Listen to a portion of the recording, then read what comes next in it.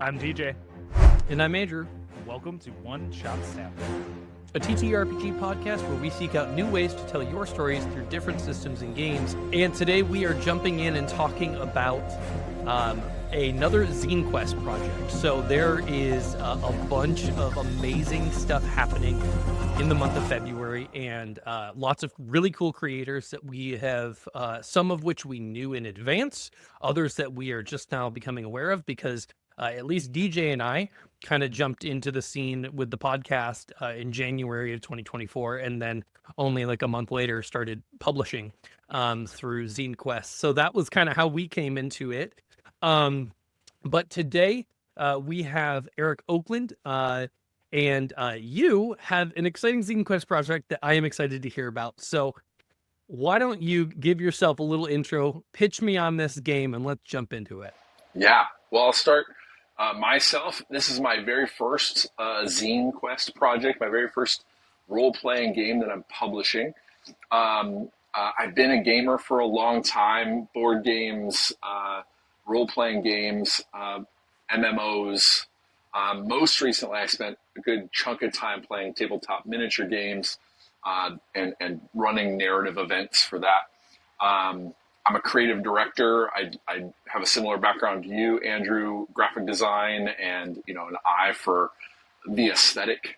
But I'm still trying to find my footing in print. Like, I've done some print design, but very corporate print design. So like trying to figure out how to bring that flavor into a book experience is a little bit newer. And the role-playing game that I am publishing is for kids. And I could call it all ages, and make it bigger. And I think maybe there's going to be room for that down the road. But I created it with my kids.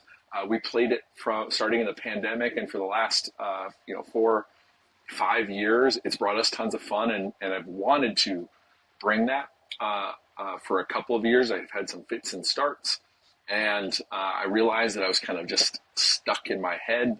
Didn't know what to do. Little research, Zine Quest, let's do it, let's go. Let's go to Roomino is the name of the book.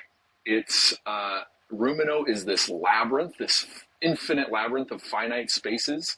I like to call it a marshmallow dungeon crawler because it is it's like Sky Zone or Urban Air meets, which are like places you can take kids and they can just like run around and jump and trampoline parks.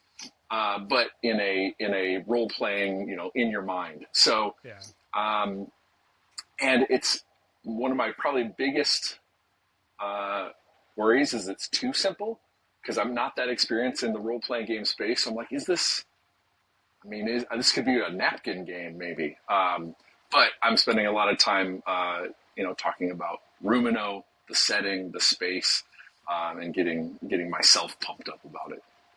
That's awesome. Yeah, I mean, as a dad, especially, I get geeked about these kind of projects. Plus, here's the thing too with Zine Quest or Zine Month. Typically, things are on the simpler side. A lot of things that we see are stapled together, paper in a classic zine style. So I wouldn't worry about things being too simple because we've found over the past year of playing other people's games that it can be literally the simplest thing of rolling a d6 multiple times until you get a 6 in a group, and it is the most fun thing in the world. So totally. I think that what's exciting to me is, I had the chance of playing a bit of another game designed for kids by one of our favorite publishers that we don't shut up about, which is Monte Cook Games, and they made No Thank You Evil. Are you familiar with that? Yeah. And so it's like, I think about how the Cypher system and how they ported it over. And it's really not a port of Cypher. It's just like they adopted the ethos of the design. And the way that the game really doesn't need 90% of the rules, and they're just there for when kids want to latch on to something, and really just to facilitate a type of play style and introducing kids into role playing. Mhm. And, we talk about that a lot on our episodes where it's like all these games, all they do is just facilitate a different form of play. Like that's why why they exist and why they should exist in the space and why the diversity of them is such a big deal. So I'm curious when it comes to, let's go to Roomino, where, two questions, I guess I'll package together. Who pointed you towards Zine Quest? Did you just Google it? And then two, you started playing it in the pandemic, but when did you kind of have that shift towards this could be a product? I think this is more. Yeah. So I will say I don't know. It's a little foggy because it's one of those things where you start to dive in. I started downloading podcasts and trying to listen to indie publishers in like the larger realm of publishing, and then that took me to some Discord channels, and then I think you guys were probably one of the first, if not the first, YouTube channel that I found talking about Zine Quest, because I think one of the questions when trying to publish something like this is, well, format, like how big do I make this? What size do I make this? Is it a 8.5 by 11 book? Is it a board book? I'm steering towards especially kids. When you're still in development. You're like, I don't know how big it is. No, and so there was a couple of things when I learned about Zine Quest. One, I knew I wanted to start in role playing games because that's where sort of the heart of this is. I'd love to publish like kids books and maybe graphic novels down the road, but it started as a role playing game. And I just found out that there was a tradition of doing zines and then Zine Quest. And I know the whole kind of Zine Month or Zemo is a part of that story as well. And so when I started Googling Zine Quest, I think your conversations about last year's stuff were some of the first videos I saw. And it was very clear to be like, okay, if I'm going to do this, if I'm going to do it as a TTRPG, this is where I got to start. And I loved having something so simple, just a directive, go make this. And it sounds, when I've since heard your guys' stories of someone telling you, hey, go do this. And you're like, okay. It's very clear. It was such a easy yes, right, to get into Zine Quest. And again, like you mentioned, like we have similar backgrounds. And so like we get to be the annoying triple threats sometimes where we're doing the game design, the marketing, the art. Like we have that privilege that I recognize as a privilege professionally, right? To be able to just say, oh, I can do this. Like there's no question that I could do a campaign like this. It's just, I know there's a ton of work, right? It's not whether or not, I have the skill set, because it's like, I'm a learner. I know how to look things up. Like you said, you started with YouTube. You started looking to learn about the craft of publishing, and you found tools that pointed you in the right direction. And so like for me, that's been that community building piece that kind of naturally happens when you start digging into those spaces and finding out what's available to you has been the catalyst of like any monicum of success that we've had in the last year or so. And it's just like, you need those people to push you over the head and just jump into it. And there's something, coming from marketing, it's one thing to stand out and try to make something, like do something totally different. That's great and all. But when you're starting out in a space like this, it's better to get the lay of the land, feel it out, get to know people. And coming in as a part of Zine Quest, I feel like even just saying, hey, I'm doing Zine Quest, almost instantly there's people like, hey, I want you to succeed. And so there's you build some camaraderie almost immediately. You build community faster. I feel like there's a class of 25 that I'm going to be a part of, right? Class of 2025 Zine Quest. Yeah. And so there's, and then the marketing, hopefully Kickstarter's pushing a little bit there, although it's a little hard to find Zine Quest. So it's weird. So like, it's like buried in the site, which I think you made did you make a video about that? Yeah. Which is great, again, for people getting into it. I remember that whole frustration last year. Every time I went to go like look stuff up, I'm like, where the heck is this? But somehow it's working because, we basically stepped in. We only had like a month of any sort of promotion. And then we did it. And we both, did decently well on our first one, where it's like, wow, Kickstarter just moved, like, and it did the marketing engine. And no, there's Yeah. more to it. There's so much more to it. But like, it felt like cheating Yeah. somehow, right? Well, Like it was like, oh, that was sweet. How did that happen? well, and I think, I mean, there's a couple of things too. I mean, like Kickstarter is a part of role playing game culture, and it's a part Yeah. of many organizations like their marketing strategy and publishing strategy. Kickstarter wants that to be the thing. And you know, it's one of those things where I know you guys talked about in your last episode of like, you know, DJ, you were like, "Am I going to do it this year?" There's a little bit of a momentum that almost you Yeah. should, if you're gonna have staying power. I think if you want to keep building fast, like just plan on participating in these community Yeah. things into the future. Well, it's a good And thing Yeah, you're, with that's so role good. playing. it's just The gonna, ball starts rolling. yeah, Yeah. yep, it's all snowballing. Yeah. All right. So when it comes to jumping into your first project, Yeah, it's a huge process, obviously. You have put together, I gotta say, some incredible visuals for this. This Yes. is always like the first thing that helps anybody, Yep. in this kind of space where it's like you see it, immediately we start to get a sense of the vibe and the tone. And I look at this and I know for a fact, I haven't shown it to my kids yet, but I bet if I pulled them down here right now, they'd be like, "Oh my gosh, I want that flying snake." That's the kind of stuff that they already get geeked about. Now they look at my art and they're like, "Dad, that's scary." I'm like, "I know,"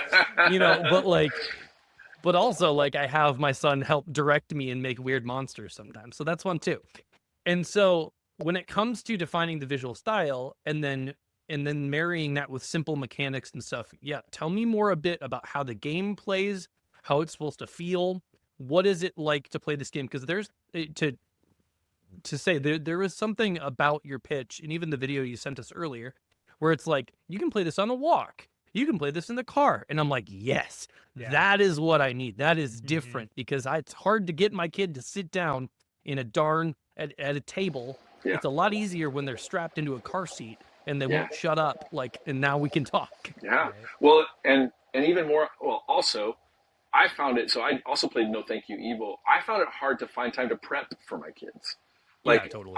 I don't have a lot of time to be a GM. Even though I'm going to make some more time now that I'm entering into the space, but I found it hard to find the time to just like set up a game. And so it started with the simple rules, and the setting sort of came out of that. I do feel like I've chosen, and I have chosen. I've shared a little bit in my work in progress podcast that at some point I had to decide which came first, which was most important, the setting or the mechanics. Yeah. And somewhere in the middle is sort of the value that they bring for parents, right? For Right. for people. And in marketing, we have kind of hierarchy of of communication. So for me, the hierarchy is there's this amazing place to go called Roomino. Then it's, hey, we all want to be sharing our passion for role playing games with our kids. And believe it or not, it's really hard to find that stuff. There's hundreds of games for kids, but the marketing is hard. And then simple mechanics that you can do anywhere, anytime, right? Um, so so in that hierarchy, I'll kind of share in that hierarchy. Out of playing the game with my kids on walks or whatever, it was not campaign based. It's not like inventory based. It's, hey, you're in a room and there's something really cool in this room. What do you do? And they would do something. A surprising thing would happen, and then we'd be whisked off to the next room. It was a really rapid fire, like room generation. Yeah. And so, in my mind, or what started developing was this place that we would go to. Like, oh, hey, we're going to go do this. Can we jump over to this other world that we play in, right? And I was like, well, what kind of place is just room after room after room? With, is this the Mad Mage's dungeon? Yeah. Like another tradition of D&D are these dungeons with just random stuff in them. Like, how do you get a dinosaur down here? Yeah.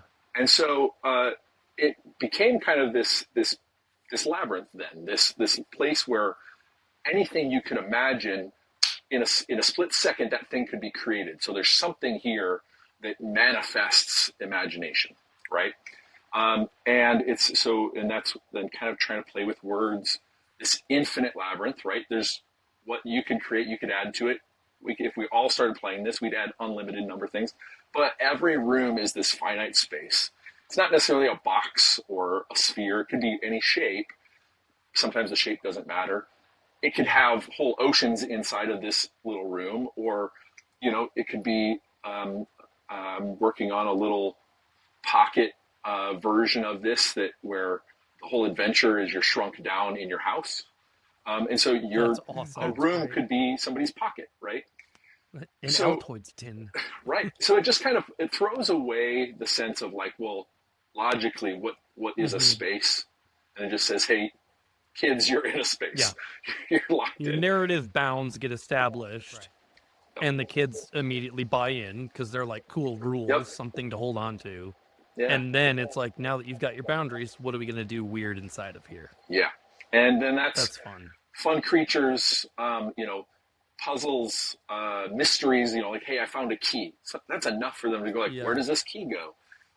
It's enough for adults to go, where does this key go, right? It's all basic science here of feeding them the sugary parts of role-playing games, and they keep wanting to play.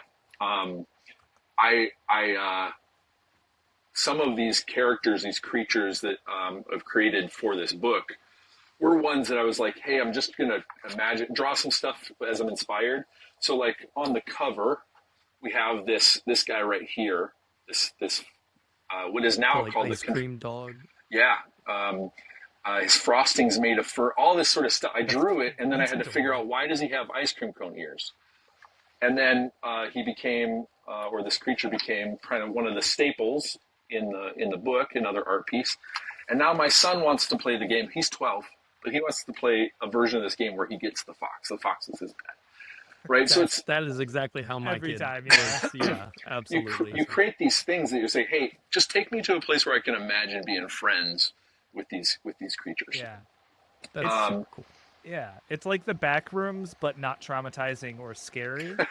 Right? It's because kids are drawn to that. They're Like the back rooms of imagination. That's a good tagline. Absolutely. I like that. Ooh, that is good. But like, my niece and nephew, right? They were always drawn to those exploration games that were not age appropriate for them. Right. And so it was like Slender Man. It was the back rooms. And it's like, and then all of a sudden I would see my nephew go running and be like, what happened? He's like, I got scared.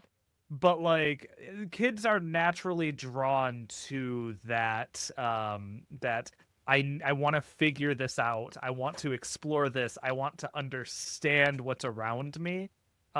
So having a not threatening version of that in RPG TTRPG form is great, and everything looks beautiful. So I'm curious with the game itself. Let's go a little bit nerdy for a second. Let's do mechanics for a second. So you said it's very rules light. So how do I play? So the part of the setup. So there's a little bit of setup that whenever we'd start a conversation. Now this was sometimes. This isn't every time. And I created in here a little checklist that you could do with your kids. Hey, do you have the Roomsmith? Do you have your 1 to 5 players? You've got your bottomless backpack, right? The first thing you ever want in D&D is a bag of holding, right? Absolutely. And then plenty of snacks. Another thing, like you're not going to run out of snacks. I created this after the fact. My kids never did this, but I've done this with some kids at tables so that they have something to fidget with and draw on. So they can, that's great.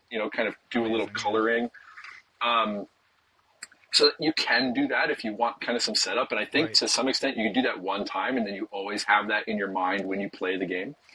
And then typically our games start in a nondescript room with 3+ doors. And then you give each door a color or a scent or something on it. and then it's a little bit of a multiple choice, right? You're starting with Yeah. some agency, the belief of agency, right? Yeah. And so they get to pick a door. And usually what it is, like if I pick green, I'm going to do something like foresty. If I do Yeah, blue, it's going to totally. be ocean themed. Like you're giving them The some door is like a clues. prompt for Yeah. the room itself. And Yeah. I use it to kind of get a sense of, well, what do they want to play, right? Right. And so then you go to, all right, now you're in a room.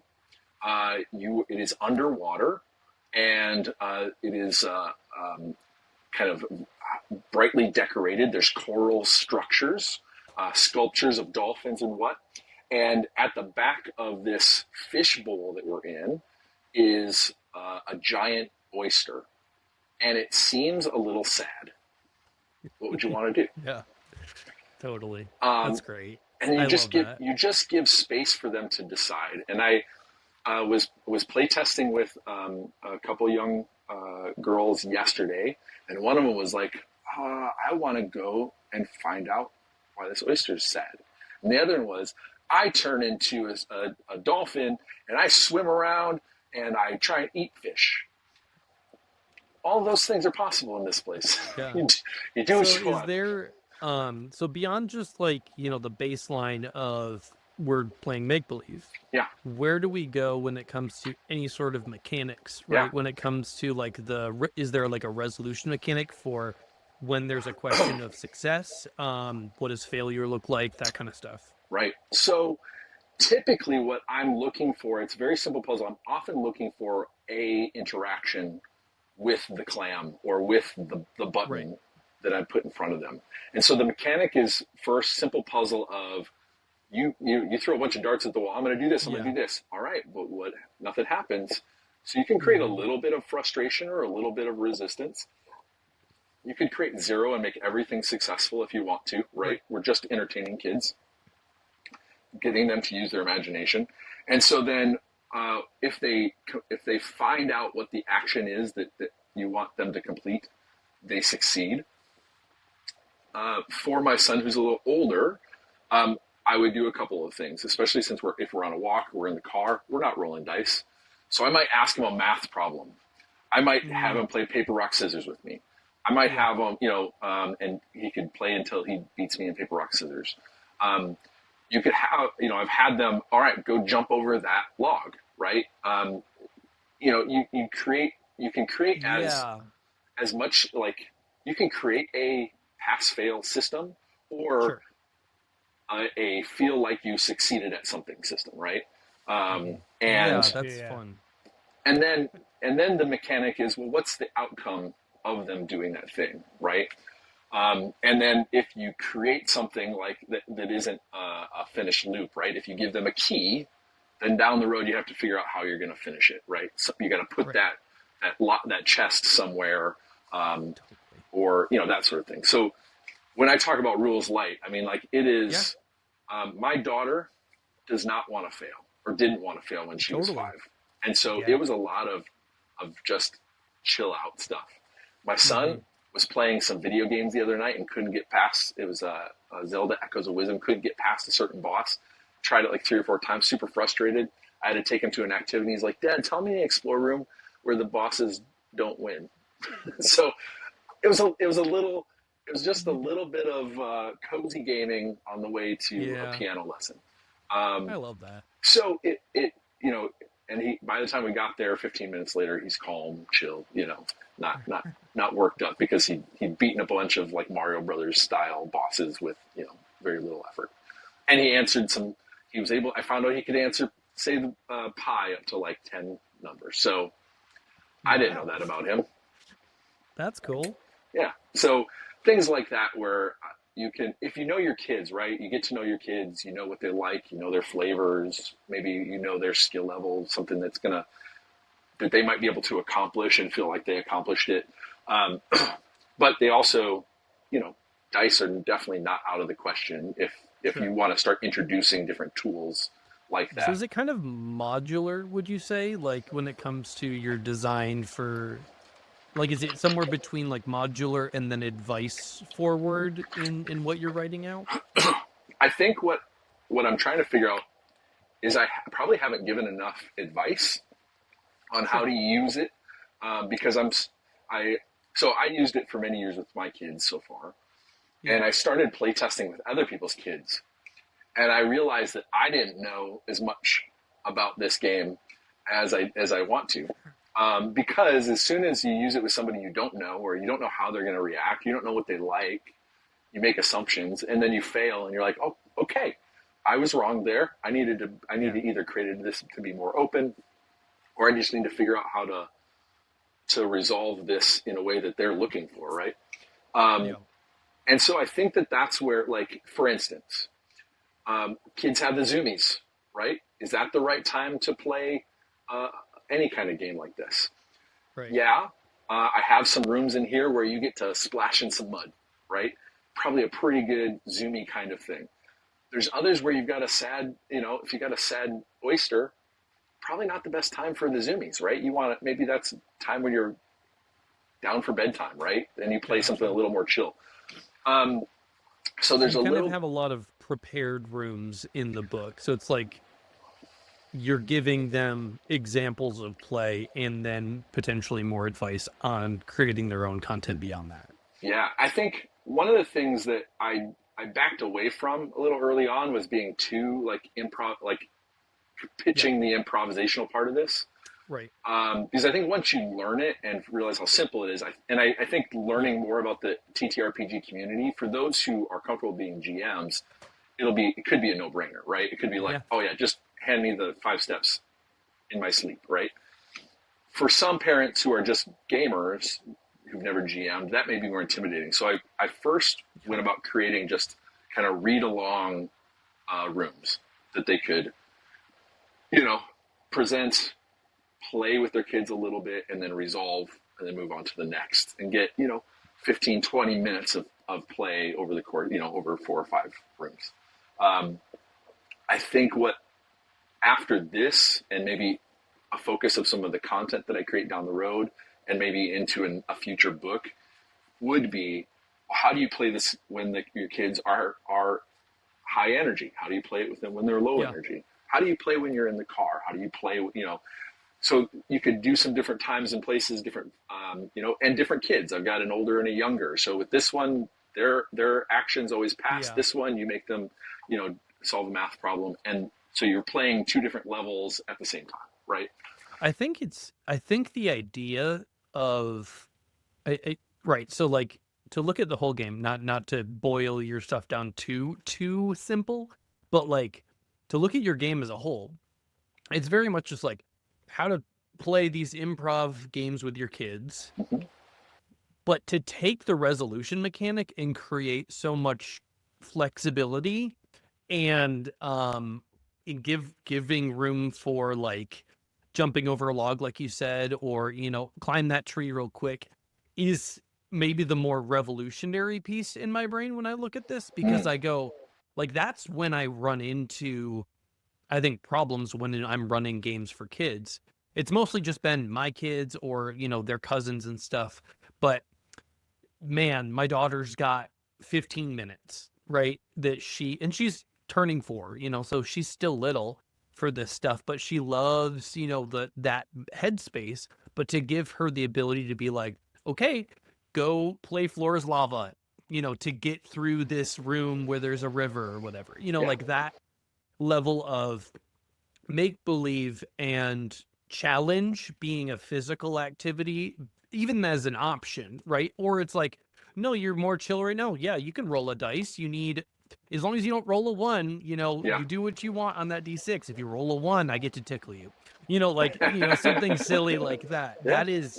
That is really an interesting space for the mechanics to occupy. I really think that in giving advice of like parenting advice, right? Yeah. Of like, what does your kid need right now? I think is really cool to Yeah. adopt that in this playset. And then like for the people that are just reading it and maybe they don't have kids or they're maybe not running it for kids all the time, it's also good for just humans. Yeah. Because maybe not, I'm not saying like, yeah, have your players do 10 push-ups, maybe, but like I will.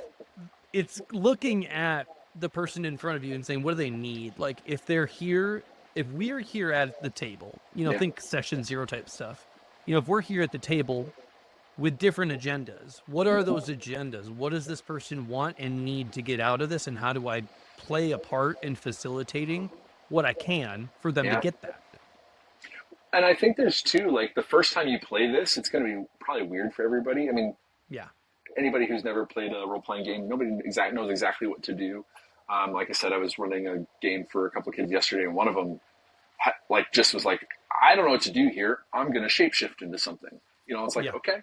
But I could probably provide some additional advice on like, well, what kinds of themes do you like? What kinds of things Yeah. do your kids like? And then like set Them up to an buy in. expectation of what you're playing together. And so maybe not just, hey, here's your character, here's your bottomless backpack, your magic shape changing, gumball. What kinds of places do you want to go? Yeah. I was listening to or watched a TikTok by, I don't remember her first name, but she runs Kids at the Table, Kids Table D&D. It's a YouTube channel where like a couple of different families are playing, and she did a TikTok of kind of doing just a game in the car where she was like, hey, where do you want to go? And the kid picked a place. It was like Disneyland. And then the parent picked the obstacle. Oh, well, there's this, right? And so like picking the place they want to go is a bit of an engagement thing, right? Like they're telling you what they want, what they need, and they're invested. And then you start playing in the space that they've determined. And that gives more agency too, which kids don't have a lot of that, Right. That's so cool. I love this. This is really interesting. It's a really awesome project. You were talking earlier about like, I'm not saying run your players through. I would. And I'll tell you why. Because I've found recently that it's the best way to help players who are like new to tabletop role playing games really break down those walls.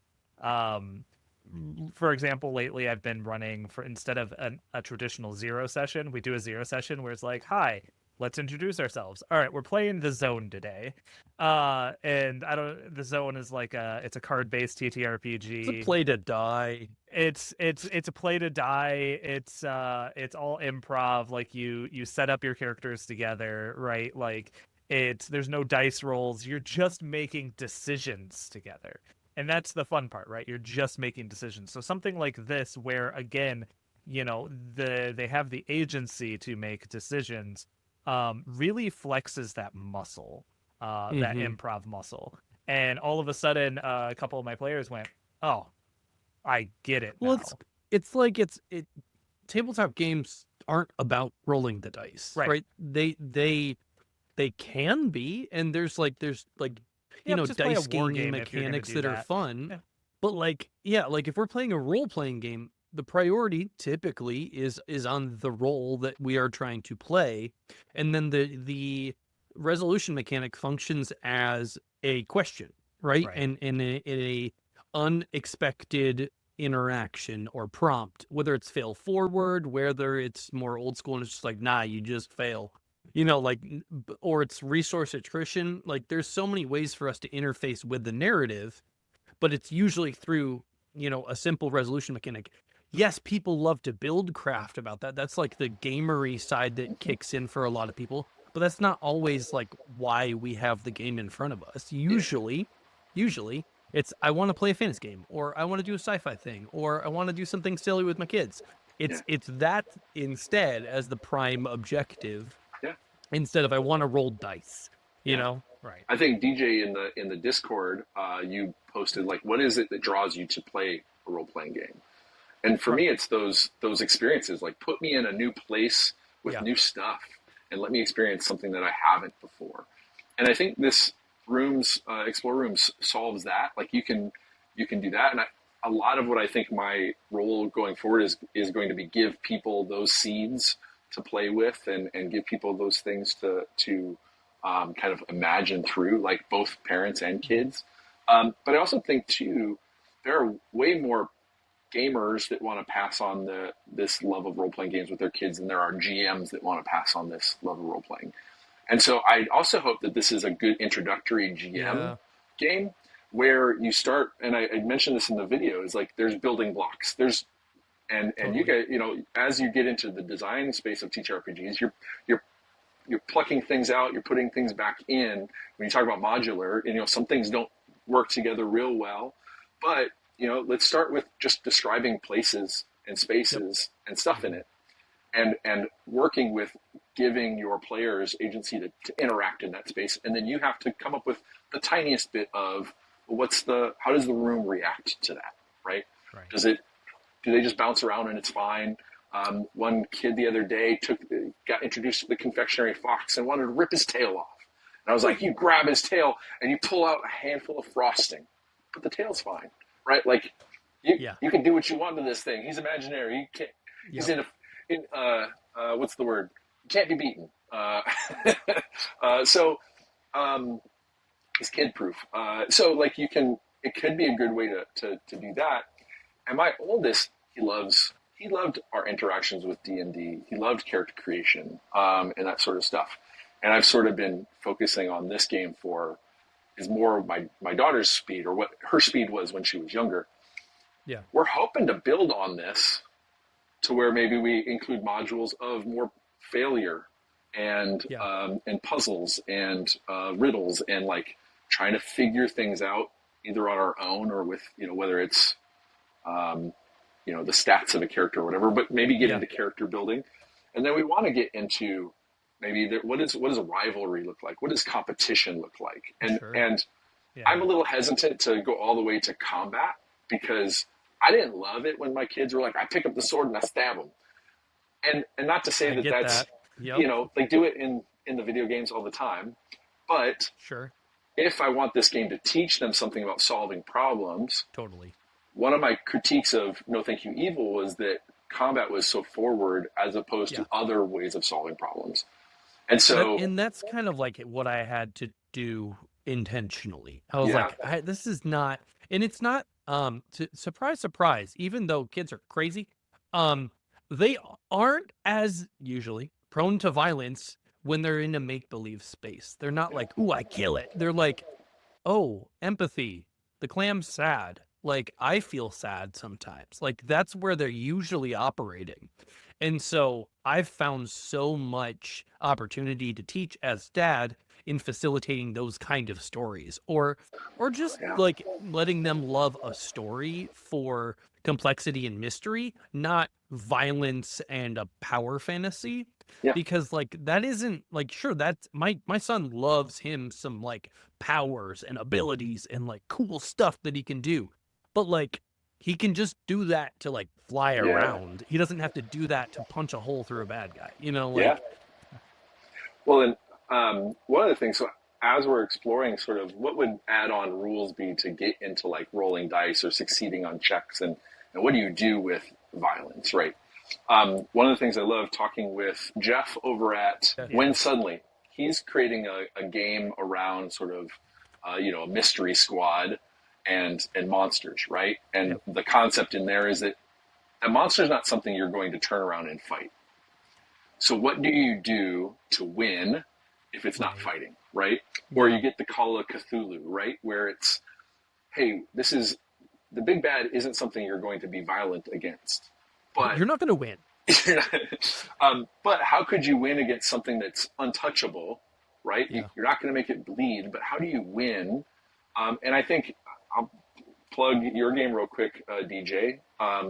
Resistance is required, right? How do you win against an idea?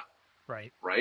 And so I think that there's a lot of things that we can play with theme-wise that can be skinned like combat, or can be skinned like dice rolling and heavy mechanics, that is about figuring out the right tool to get over the obstacle. And that's sort of where I'd love to explore something. I care about my kid being a clever, creative problem solver.